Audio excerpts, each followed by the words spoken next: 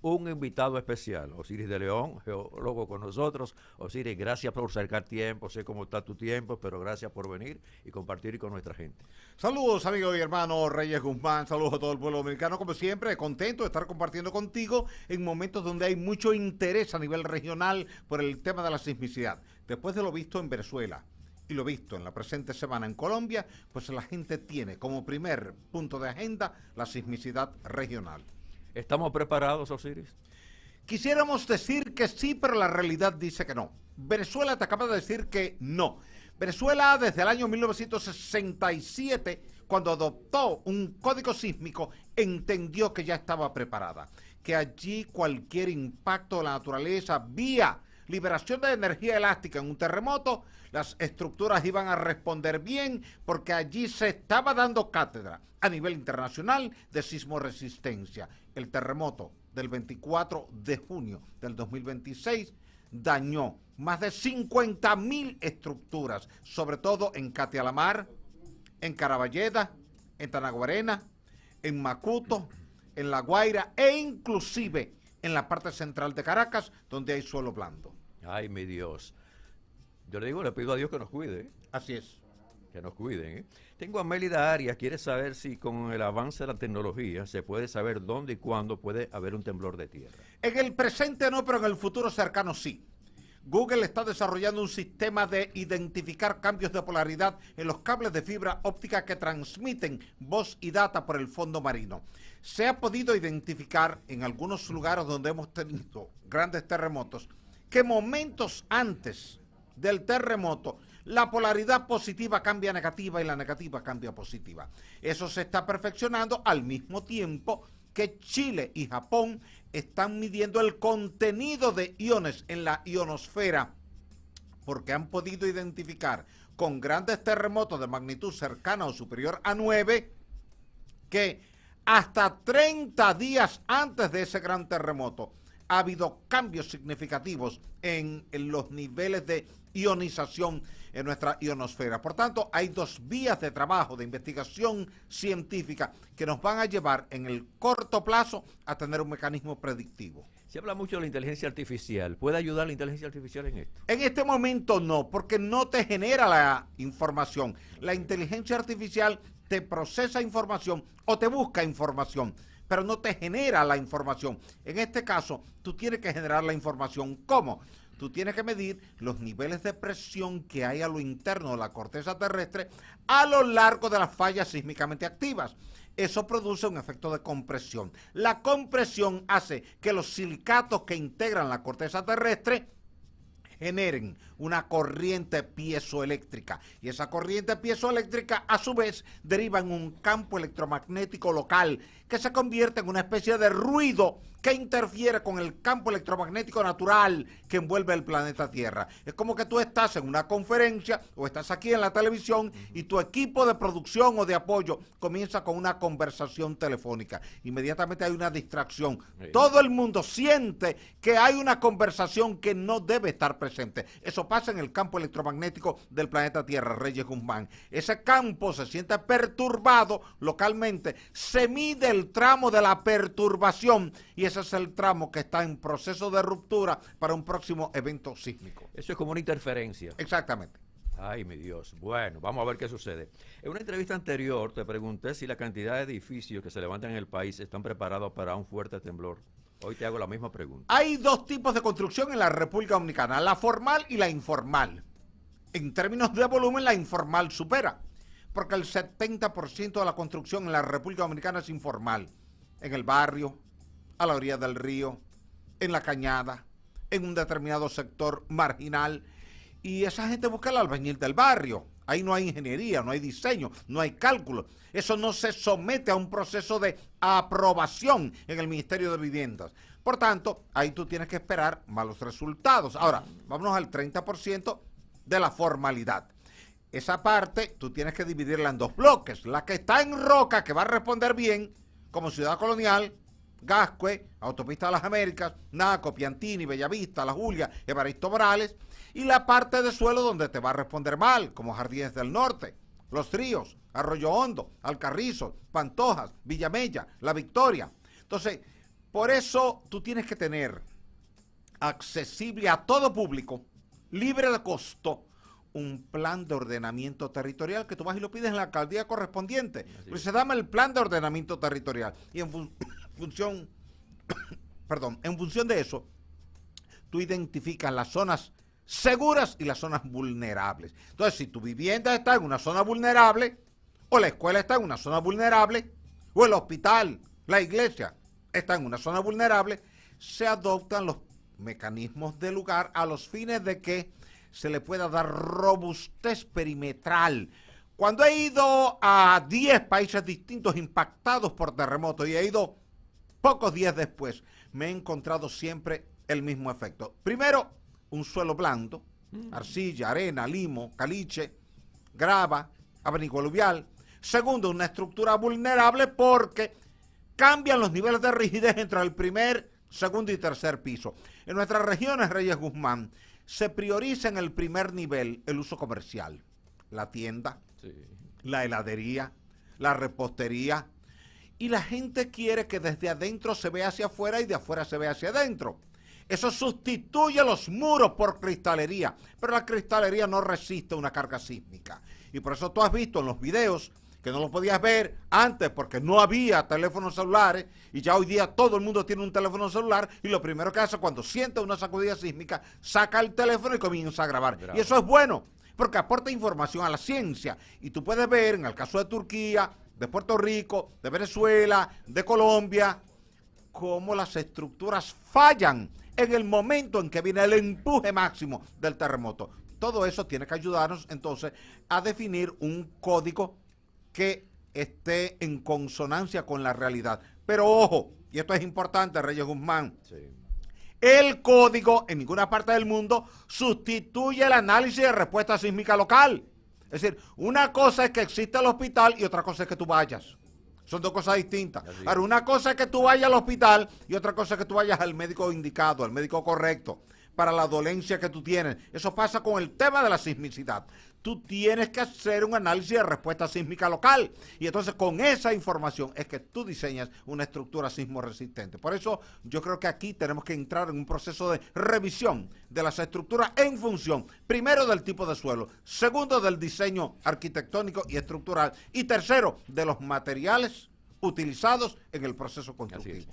Qué bien que ahora mismo me escribe Samuel Díaz, dice que le pide a Dios que nunca tiemble la tierra en la República Dominicana, y ya que miles de personas viven cerca de cañadas y en casas hechas en un suelo muy húmedo. Mira, tú quisieras, Samuel quisiera, yo quisiera, todos quisiéramos que no hubiese terremotos. Eso es evidente. Pero ocurre, Reyes Guzmán, que tú vives en un territorio sísmicamente activo. Sí. Venezuela no hubiera querido tener un terremoto. Colombia tampoco, claro. Haití tampoco, California tampoco, Japón tampoco, Chile tampoco, Perú, Ecuador tampoco, Indonesia tampoco. Pero ocurre que cuando por cosas del destino te toca vivir en un territorio sísmicamente activo, donde la historia te reporta de terremotos devastadores, y es el caso de la isla Hispaniola, tú tienes en la isla Hispaniola, Samuel y Reyes Guzmán, que los dos se llaman Samuel, ¿verdad?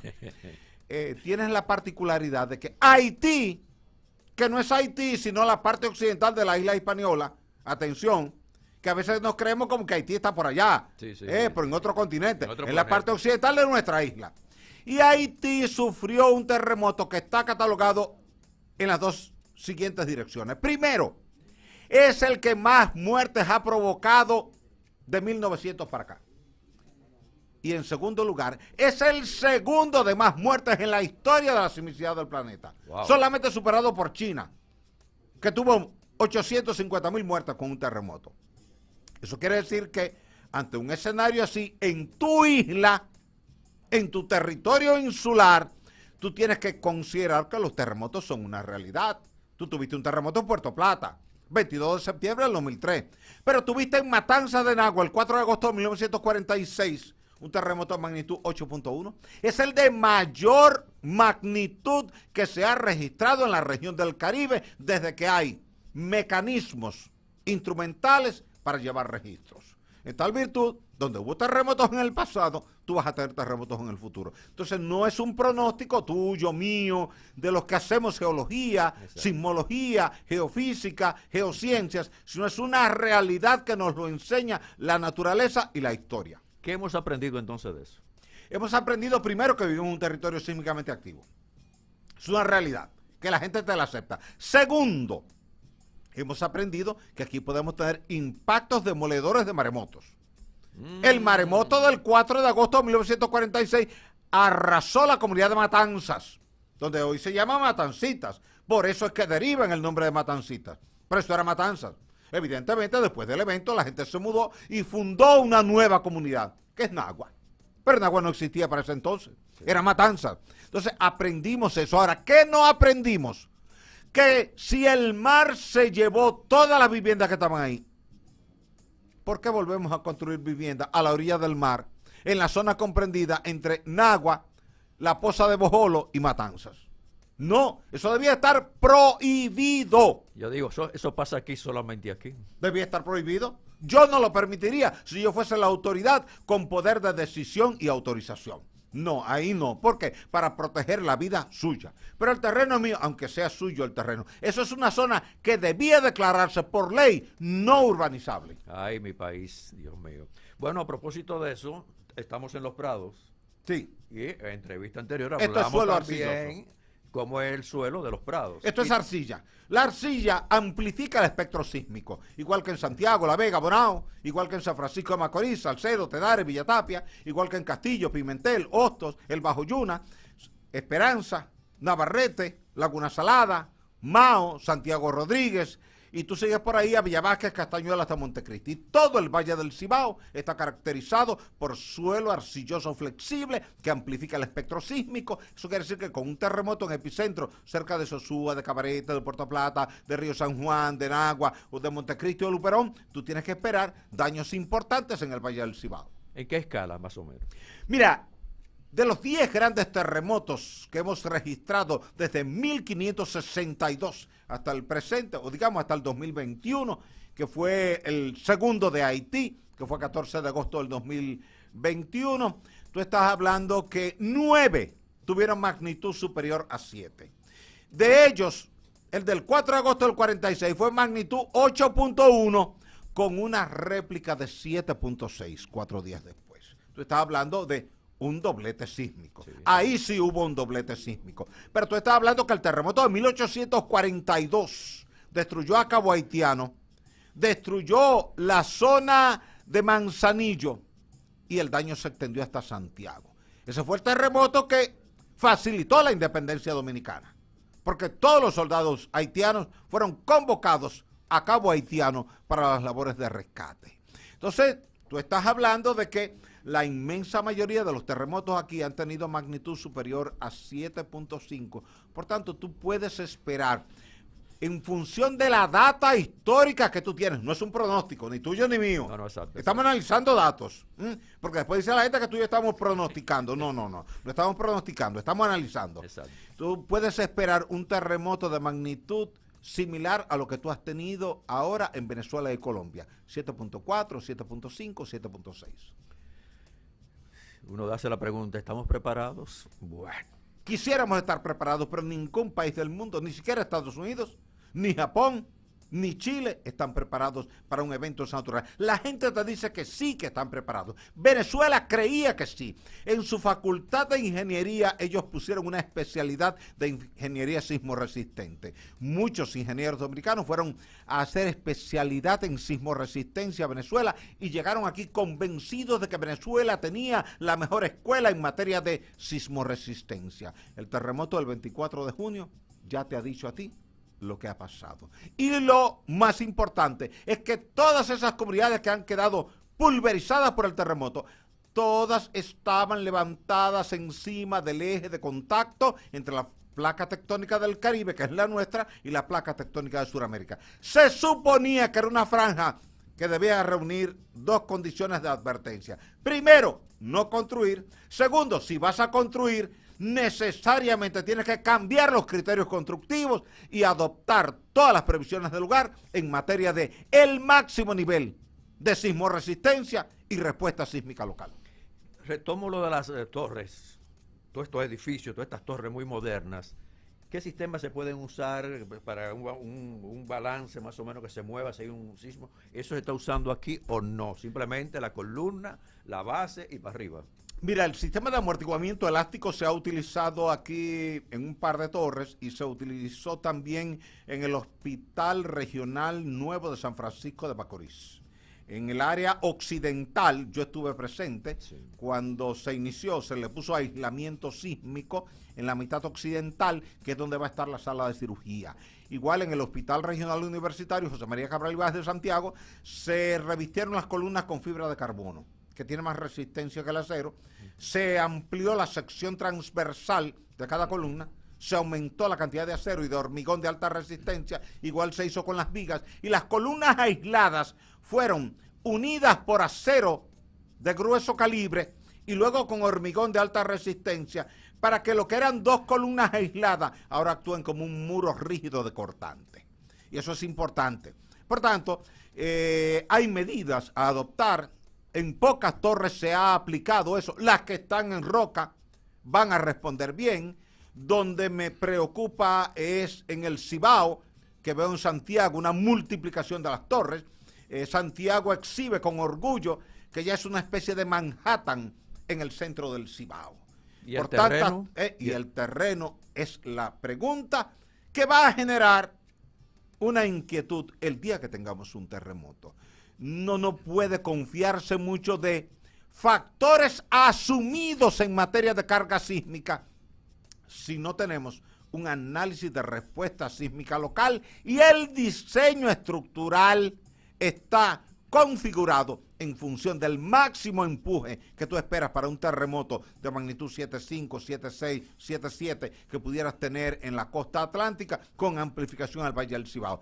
Yo te diría que las torres que no están sobre roca rígida deben ser revisadas en función de una normativa o en función de una directiva emitida por el Ministerio de Vivienda, de forma tal de que especialistas independientes, contratados por el Ministerio de Vivienda, vayan, evalúen el suelo y después la estructura. Aquí se ha tenido por práctica algo que se ha tenido también por práctica en Estados Unidos y en Europa, y con lo cual yo nunca he estado de acuerdo.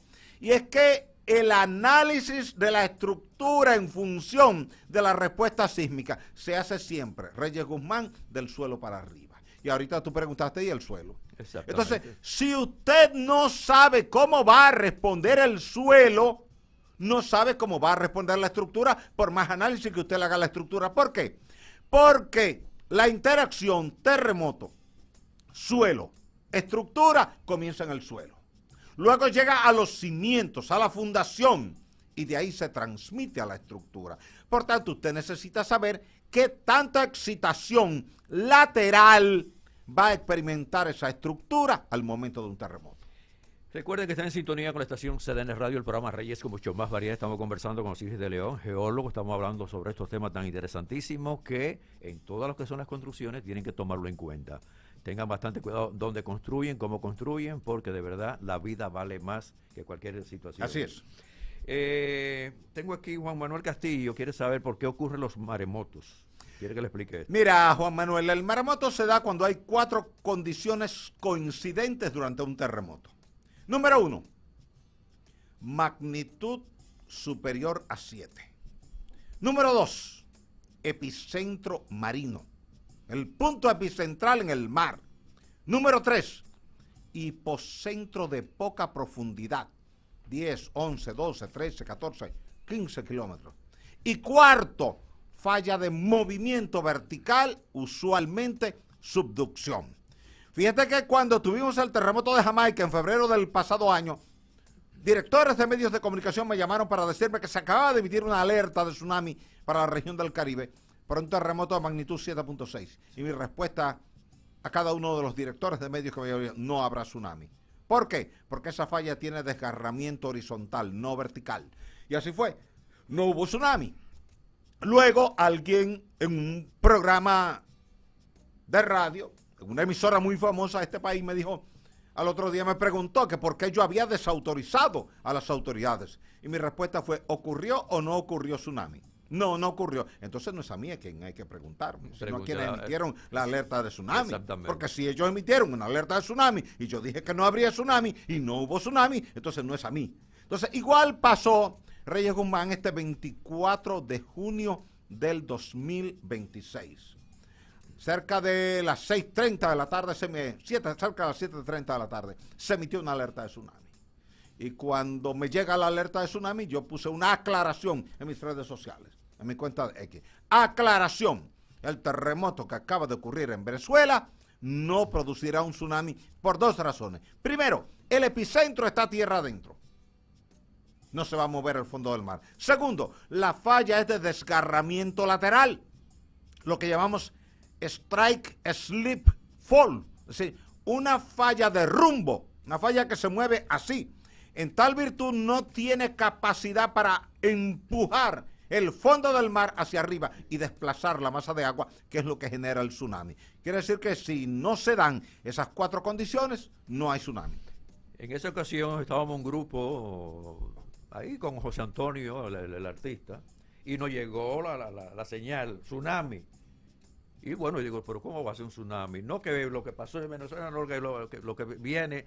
Bueno, al final no tuvo la precaución, pero al final el mismo José Antonio dice, no, nosotros estamos seguros aquí, olvídense de eso. Claro, y después claro. desmintieron eso. Sí, porque la alarma hay que ponerla, o la alerta hay que ponerla cuando estamos totalmente seguros de que procede. Si vemos que no procede, no es adecuado emitir la alerta, porque luego perdemos la credibilidad ante la sociedad. Y pudo provocar accidentes. Exactamente. Eso, ¿eh? La gente vuelta loca saliendo para la montaña y la cosa. Vamos a esta llamada. Hola, 86. Recuerden que estamos con Osiris de León. Buenas. Gracias, buenas tardes. Sí. Un placer, don Osiris. Un placer.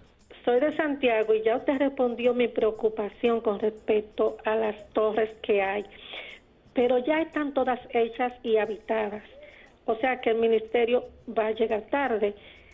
¿Qué usted recomienda en esta situación? O sea, ¿qué hacer en caso de un temblor y que uno esté en un edificio? ¿Y qué piso es el más o menos seguro para en caso de un temblor? Mira, en muchas torres, en muchos países yo he visto muchas cosas y te puedo decir un caso que vi en Ecuador. A raíz del terremoto en Ecuador, que fue el 16 de abril del 2016, yo tomé un avión y me fui directamente a Ecuador, a la zona de Manta y de Pedernales, que era donde estaba la zona epicentral. De repente llego a un entorno urbano, veo rescatistas de diferentes países que están allí, veo el edificio y digo, pero aparentemente no hubo nada en este edificio. Comienzo a tomar fotos del edificio. Digo, pero el edificio no parece dañado. De repente, veo una losa de entrepiso que me luce de mayor grosor que las losas de entrepiso. Le dije, pero esto no se hace en los diseños arquitectónicos ni estructurales. Déjame mirar bien. Y cuando miro bien, ¿sabe qué pasó, Reyes Guzmán? Dígame. Un piso intermedio se había aplastado de forma tal que había desaparecido por completo. Wow. Y se había juntado la losa de techo de un piso con la losa de piso del siguiente. Entonces eso puede ocurrir en cualquier parte del país. No estoy hablándolo como hipótesis, lo vi en Ecuador, pero también lo vi en Turquía, a raíz de los terremotos de febrero del 2023. Tomé un avión, me fui a Turquía, comencé a revisar y vi eso repetirse muchas veces. Vi que casi todos los fallos de edificios altos respondían a cambios de rigidez. Un piso más rígido que el otro, o lo mismo que decir, uno más flexible que el otro. Entonces, ¿qué ocurre? Yo preferiría, sin entrar en el área netamente estructural, que el Ministerio de Vivienda, junto con el Colegio de Ingenieros y junto con los estructuralistas, revisen de forma independiente, externa, cada edificio con un sentido de protección civil. No con el criterio de que fui yo que lo diseñé y que entonces eso está bien. No, no, no. Vamos a verlo en colectivo. Y cualquier diseño que entendamos que es vulnerable, como se hizo con el Hospital Regional Universitario José María Cabral Ibáez, usted entonces establece como recomendación robustecer esa construcción.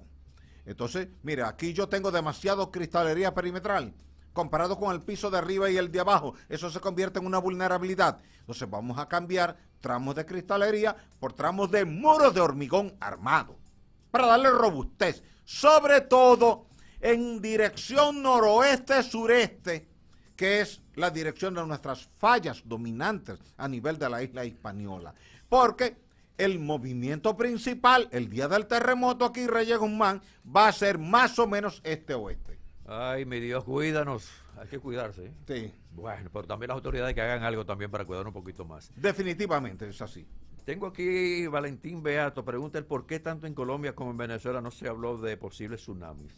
Mira, en los dos casos los epicentros fueron tierra adentro. Por Ok. tanto, en ninguno de los dos casos aplicaba tsunami. Y además, el de Colombia fue a 94 kilómetros de profundidad. Aunque hubiese sido en el mar, no te generaba un tsunami. Un terremoto con un hipocentro a 94 kilómetros de profundidad nunca te genera un tsunami. Y nosotros aquí en la República Dominicana estamos preparados, porque yo creo que falta de Para un tsunami, información y mira, no, educación. aquí no, tú no has visto. Y te pago al precio que tú quieras. Sí. Un letrero que diga zona de inundación por tsunami, ruta de evacuación, no existe. ¿Y sabes por qué no existe? Porque existe la creencia, con la cual no coincido, que somos un territorio insular turístico.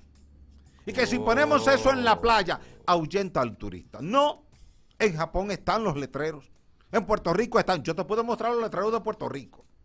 Fotografiados por mí. Sí. Allá frente a los hoteles. Peligro, zona de tsunami, ruta de evacuación. Pero igual en Chile, igual en Perú. Por tanto, yo no creo que debamos restringirnos de poner esos letreros simplemente por temor a que el turista se ahuyente. No, el turista está consciente de que esto es un territorio sísmicamente activo y la gente va a Japón y sabe que hay... Exacto. La gente va a California, Y en Japón esos tsunamis sí han dado ¿verdad? batalla. Tú viste el del 2011, Claro, claro. 11 de marzo del 2011, un tsunami que mató 28,000 personas. Exacto. Y viste el del sudeste asiático, 26 de diciembre del 2004, mató 285,000 personas. Y aún así la gente sigue viajando a Tailandia. Phuket fue el balneario más impactado por el tsunami del 2004 y la gente sigue yendo. ¿Por qué? Porque la gente dice, bueno, ¿cuántas veces van a ocurrir tsunami a lo largo de mi vida? Va a decir, quizás una vez. Entonces la gente no le tiene pánico a eso, sino respeto a eso que es distinto. En el caso de Japón es como rompiendo un récord, ¿eh? Así es, Bastante. así es. Qué pena. Yudelka Rivera pide que le oriente un poquito sobre las placas tectónicas. Mira, las placas tectónicas son segmentos de la corteza terrestre que se mueven en diferentes direcciones, motorizados por un núcleo de la Tierra que está fundido, derretido, está a 5.500 grados Celsius, genera una corriente convectiva magmática y esa corriente que se mueve como la correa transportadora de la plaza comercial, que tiene una escalera que te sube del primer piso al segundo piso sin tú tener que caminar. Eso es una correa transportadora. Así son las corrientes convectivas magmáticas. Mueven las capas de la corteza terrestre. Tú tienes unas 6 grandes placas tectónicas, otras 6 que son medianas y algunas que son muy chiquitas. Por ejemplo, la placa tectónica del Caribe incluye a Centroamérica, Jamaica, la isla Hispaniola, que somos Haití nosotros, Puerto Rico, las Antillas Menores, el norte de Venezuela, el norte de Colombia y ahí cierra en Centroamérica. Es una de las placas pequeñas. Pero Norteamérica es una placa donde está Canadá, Estados Unidos, México, Cuba, el Atlántico y parte de Europa. Tengo esta llamada, estamos con Hola, buenas tardes. Hola. Sí, buenas tardes. Tomando en cuenta que estamos hablando de los tsunamis, por favor, si se produce un tsunami en el Caribe, dígase Litoral Sur, República Dominicana, La Hispaniola, Ciudad Santo Domingo, residentes en la Independencia, residentes en la Bolívar, o sea, ¿qué podemos hacer para, bueno, salvaguardarse un poco, ¿no? ¿Qué hacer? ¿Hay algún método, alguna forma, alguna regla? Sí. Por favor, le escucho por la Sí, radio. tú puedes hacer una de dos cosas. Una de dos. Primero, si cerca de tu hábitat, de tu casa, de tu torre, hay apartamentos altos, 4, 5, 6, 8, 10, sube rápidamente la escalera al piso más alto que tú puedas subir. Si tú vives en una casa simple o en un edificio de 2 niveles o de 3 niveles y tú temes que el agua pueda superar la altura del 3er nivel, toma la vía perpendicular a la Independencia en ruta hacia el norte y vete hacia el Mirador del Sur. El agua nunca va a llegar al Mirador. Lo más que va a llegar es a la José Contreras. ¿De verdad? Sí, pero no va a llegarte nunca al Mirador arriba, ni a la 27 de febrero. Por tanto, si tú vives en el Malecón, en la Independencia, en esa zona, sube hacia el Mirador. Por tanto, la Bolívar está prácticamente a la altura del Mirador, el agua no te va a subir a la Bolívar. ¿Y por qué? Porque normalmente en regiones como esta, donde los terremotos pueden ser de magnitud 7.4, 7.5, 7.6, 7.8, el oleaje va a ser de 8, 9, 10, 11 metros de altura. Esa es la altura de un edificio de 3 niveles. Ok. Tenía una llamada aquí, terminación 70, vamos a tomarla. Hola, me están insistiendo que la tome. Hola, buenas tardes. Estamos con Siri de León, buenas. Sí, buenas tardes, buenas tardes. Buenas tardes. Una creencia y para que la desmontemos, por ejemplo, Siri, buenas tardes. Regularmente la gente cree que el hecho de que ahora las temperaturas aquí sobre el nivel del suelo, provocadas por el sol, más lo que es el tráfico, etcétera, etcétera, podrían de alguna manera influenciar a que ocurran estos terremotos. Creemos, pero realmente entendemos que no, que realmente el terremoto viene pero muy adentro de las entrañas de la tierra. Explíqueme eso y por qué. Mire, usted lo acaba de explicar de forma magistral, es correcto. El calor externo de la Tierra tiene que ver con tormentas, huracanes, vaguadas, ondas tropicales, pero no con terremotos. Y el calor interno de la Tierra, del núcleo, tiene que ver con terremotos y volcanes, pero no tiene que ver con tormentas y huracanes, ni tiene que ver con la lluvia. La Tierra tiene 2 calores, uno interno, que es el de la geodinámica, y uno externo, que es el meteorológico. Por tanto, así como usted tiene 2 tipos de calor como ser humano, un calor interno y uno externo. Si usted tiene fiebre, eso es parte del calor interno suyo, aunque usted esté en un área fría con aire acondicionado, usted tiene fiebre. Pero si usted se pone bajo el sol al mediodía, frente a Plaza Lama, o frente al Supermercado Nacional, ahí en la 27 de febrero, y usted se está quemando del calor por la radiación solar, eso no quiere decir que le va a dar fiebre a usted. Entonces son 2 calores distintos, el externo y el interno. Lo que ocurre es que el 4 de agosto de 1946, cuando el gran terremoto de magnitud 8.1 en la zona de Matanza, era domingo con un calor sofocante.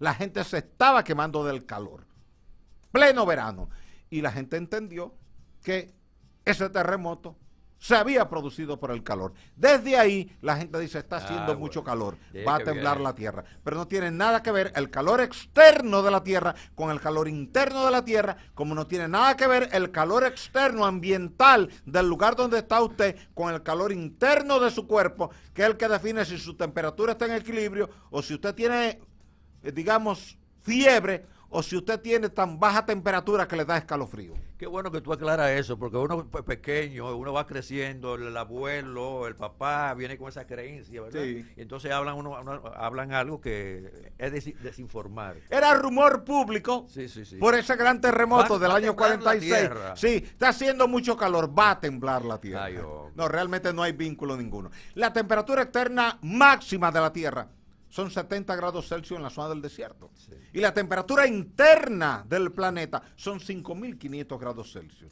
Cuando a 5.500 grados Celsius del calor interno de la Tierra, tú le sumas o le restas 70 grados, se queda igual. Bueno, por suerte. Osiris, gracias. Ha sido de gran ayuda, de buena orientación para nosotros, para nuestros oyentes, nuestra gente que está en YouTube también, para el mundo. Una buena orientación. Gracias, Osiris de León. Gracias inmensa, amigo Hernando Reyes Guzmán. Gracias a todo el público. Y ojalá que en el futuro cercano tengamos la oportunidad de volver a encontrarnos para hablar con toda la sociedad. Así Abrazos y bendiciones para todos. Tiene ese compromiso, ¿eh? Así es. Reyes con mucho más variedad, lo que hay que oír.